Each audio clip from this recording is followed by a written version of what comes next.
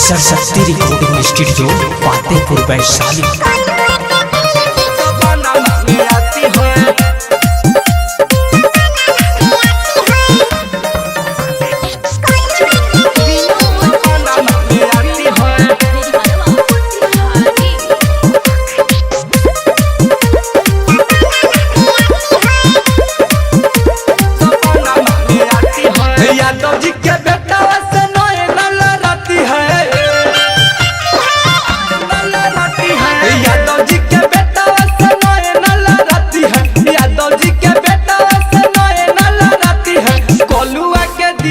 सपना में आती है कोलुआ के बहिनी सपना में आती है कोलुआ के दीदी सपना में आती है यादव जी के बेटा से मिले रोजा जाती है यादव जी के बेटा से मिले रोजा जाती है कोलुआ के दीदी सपना में आती है कोलुआ के बहिनी सपना में आती है कोलुआ के दीदी सपना में आती है।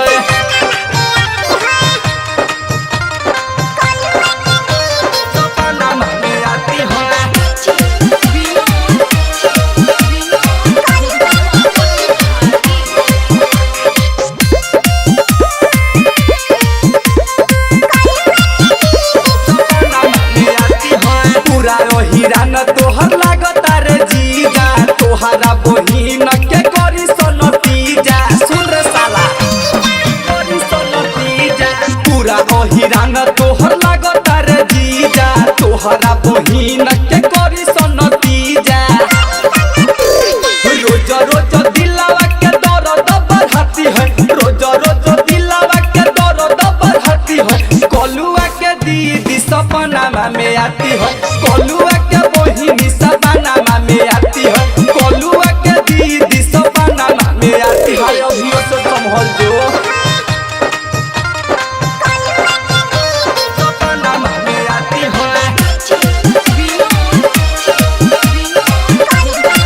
Saraswati recording studio Fatehpur Vaishali.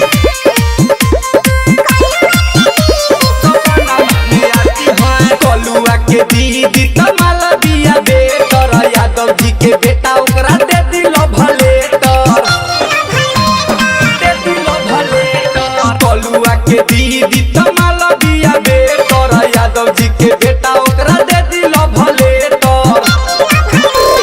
गणेश दीवाना से मिले रोजा जाती है गणेश दीवाना से मिले रोजा जाती है कोलुआ के दीदी सपना में आती है कोलुआ